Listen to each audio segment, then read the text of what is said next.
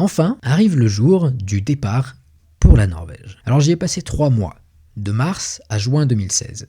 J'étais en colocation avec 3 personnes, un Français, un Espagnol et une Brésilienne. Et honnêtement, c'était vraiment top. J'ai non seulement passé de très bons moments avec mes colocs, mais aussi des stages très intéressants, très formateurs et vraiment épanouissants. J'ai même pu voyager seul à travers le sud de la Norvège pendant une semaine. Donc vraiment top. J'ai vraiment eu beaucoup de chance de pouvoir participer à cette aventure. Mais malheureusement, tout n'était pas rose, parce que oui, cette aventure-là, même si elle est exceptionnelle, qu'elle n'est vraiment pas donnée à tout le monde, c'était une des étapes qui a participé à la descente aux enfers. Alors attention, non pas que mes stages se soient mal passés, ou que ma mobilité Erasmus se soit mal passée, que je me sentais mal, ou que j'avais le mal du pays, etc. Non, pas du tout. Ça s'est très bien passé, peut-être même un peu trop bien passé. Concrètement, j'ai eu 2 stages de 6 semaines chacun. L'un était en infectiologie et hématologie, l'autre en soins à domicile. Dans les 2 cas, mais plus particulièrement dans mon stage hospitalier, je faisais face à une toute nouvelle façon d'aborder le soin.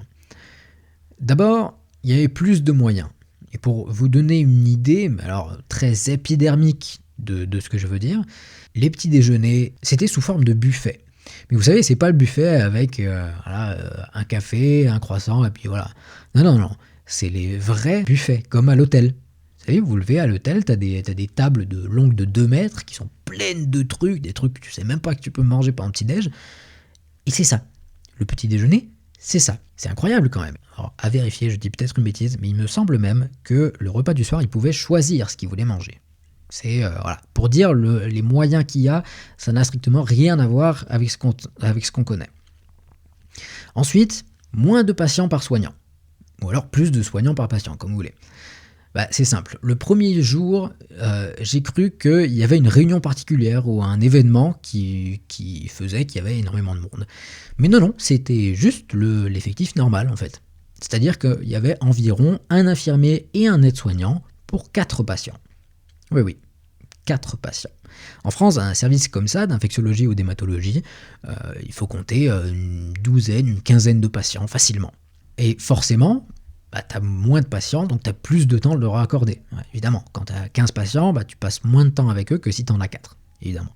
Et donc, couplé à ça, tu as moins de stress, parce que les soins que tu administres, quel que soit le soin, que ce soit juste donner des médicaments, parler avec le patient, ou faire une prise de sang, j'allais dire, mais non, en Norvège, les infirmiers ne prennent pas les prises de sang, c'est les médecins qui le font. Bref, quel que soit le soin, tu as le temps de le faire vraiment, de le faire correctement. T'as pas besoin de stresser quand ton patient il va aller aux toilettes et puis il va plus doucement que la normale, il a besoin de plus de temps. T'as pas besoin de stresser parce qu'il te reste 10 patients à voir. Non, il t'en reste maximum 3. Et t'as toute la matinée, donc ça va. Et le 5e point, qui est quand même hyper important, parce qu'on aime tous notre métier, et bon, il y a la passion et tout, on est bien d'accord, mais enfin quand même, le salaire, ça joue quand même une grosse partie dans notre métier, on est bien d'accord. Le salaire mensuel brut d'un infirmier ou d'une infirmière norvégienne, c'est 39 500 couronnes norvégiennes, ce qui équivaut à peu près à 3 930 € bruts. C'est pas mal, hein ? Non seulement je m'étais déjà remis pas mal en question pendant toute ma formation, mais en plus, cette fois, je me rends compte vraiment des conditions de travail hyper difficiles et hyper contraignantes qui sont appliquées sur les soignants français. Parce que vous savez, quand on baigne dans un domaine, on sent bien que c'est difficile, mais parfois on a besoin de quelque chose qui nous secoue un peu pour prendre conscience des choses. Et là, c'est exactement ce qui s'est passé. Et ça s'est exprimé d'une façon très simple chez moi. J'ai fait une dépression. Tout simplement, je voulais plus être infirmier. Je voulais pas être soignant en France. C'était pas possible. C'était pas possible pour moi. Vous imaginez, vous travaillez dans un domaine où c'est très difficile, vous avez des conditions de travail horribles, et d'un coup, vous réalisez qu'en fait, non, il y a possibilité de travailler sans forcément se ruiner, sans forcément ruiner sa santé, sans forcément se sentir mal, sans forcément être mal payé, etc. Vous imaginez revenir en France après ça, dans des conditions de travail horribles, où il y a des patients qui meurent par négligence. Alors ça arrive partout, mais cette situation-là que je vous ai décrite, elle m'a vraiment choqué au fond des tripes. C'était pas possible pour moi. Je me voyais clairement pas sacrifier ma santé pour un travail, même s'il y a de la passion, ça reste un travail. si peu payé, si mal reconnu et si dangereux pour nous au final. C'était pas possible. Je me sentais pas à ma place en France en tant que soignant. J'avais l'impression de pas être légitime en fait, tout simplement parce que déjà, comme je disais, mon stage au Vietnam, c'était très bien, c'était hyper intéressant, mais malheureusement, c'était pas des plus formateurs en termes de pratique, en termes de réflexion, etc.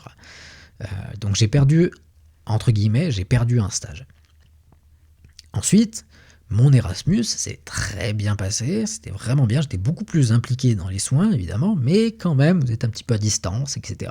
Donc, en plus de toute cette remise en question et de cette peur de revenir en France, j'avais un manque de confiance en moi et en mes compétences professionnelles qui était atroce. Je me sentais pas à ma place, tout simplement. Et rien que le fait de penser à l'avenir, ça me générait des crises d'angoisse. Je faisais des crises d'angoisse. Et ça a commencé même en Norvège. Sauf que je ne savais pas de quoi ça dépendait en fait. C'est juste à une soirée, j'ai fait ma première crise d'angoisse. Il n'y avait pas de souci, il y avait du monde. Mais enfin bon, jamais été agoraphobe, il n'y a jamais eu de souci. Et là, je me sentais mal. Mais alors partout, j'étais mal dans mon corps, j'étais mal. Je me suis mis à pleurer comme pas possible. C'était incroyable. C'est la première fois que ça m'arrivait comme ça. Alors j'ai été pris à part par un ami, un de mes colocataires justement, on a beaucoup discuté, ça m'a beaucoup aidé. Mais j'étais dans un mal-être monstrueux, quoi. Et à ce moment-là, je ne pouvais pas nommer ce que c'était. Mais je ne pouvais pas me permettre de rentrer dans cet état-là. Dans tous les cas, c'était pas possible.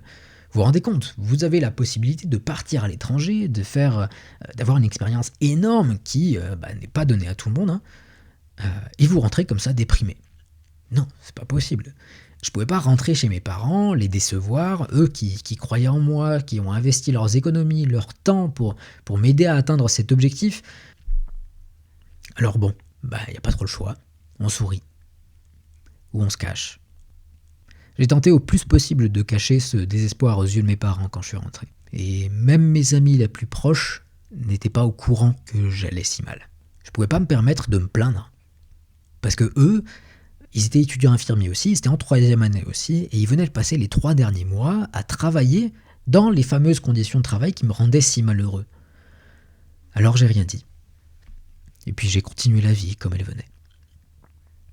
Et pour ce qui est de la remise des diplômes, j'étais tellement peu fier de recevoir ce que je croyais ne pas mériter que j'ai presque caché la cérémonie qui m'attendait. J'ai averti ma mère qu'au dernier moment.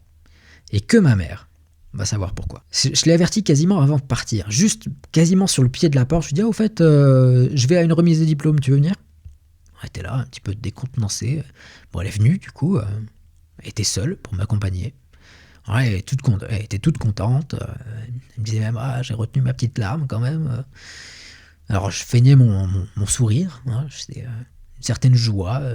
J'essayais de paraître assez content, assez joyeux, heureux de recevoir ce diplôme.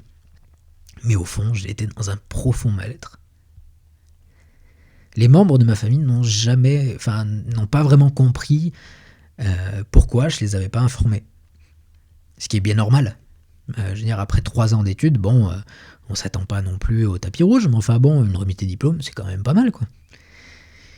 Mais je pouvais pas. J'étais pas fier du tout de moi et je considérais que il pouvait très bien envoyer mon diplôme par la poste, que ça aurait été la même chose.